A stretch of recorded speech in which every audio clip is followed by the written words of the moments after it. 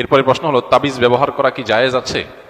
তাবিজ ব্যবহার করা এটা সুন্নাহর খেলাফ, নবী সাল্লাল্লাহু আলাইহি সাল্লামের সুন্নতের খেলাফ। নবী করিম সাল্লাল্লাহু আলাইহি সাল্লাম কখনো কোনো তাবিজ নিজে ব্যবহার করেননি, কাউকে দেননি, এটি তার সুন্নাহ না। এবং জাহিলি যুগের মানুষ বিভিন্ন রকমের তামাইম ব্যবহার করত, যেগুলোতে বিভিন্ন প্রতিমার নাম ধাম ইত্যাদি থাকতো। নবী সাল্লাল্লাহু আলাইহি সাল্লাম এই তামাইমের ব্যবহারকে শিরক বলেছেন। তো তাবিজে যদি কোরআনে কারিমের আয়াত লেখা থাকে, হাদিসে বর্ণিত কোনো দোয়া লেখা থাকে, শিরকপূর্ণ কোনো কিছু না থাকে, তাহলে সেটাকে অনেক উলামা ইকরাম জায়েজ বলেন, আবার অনেকে না জায়েজ বলেন। কিন্তু নবী করিম সাল্লাল্লাহু আলাইহি সাল্লাম কখনো তাবিজ নিজে ব্যবহারও করেন নাই, কাউকে দেনও নাই, এ ব্যাপারে কোনো সন্দেহ নেই।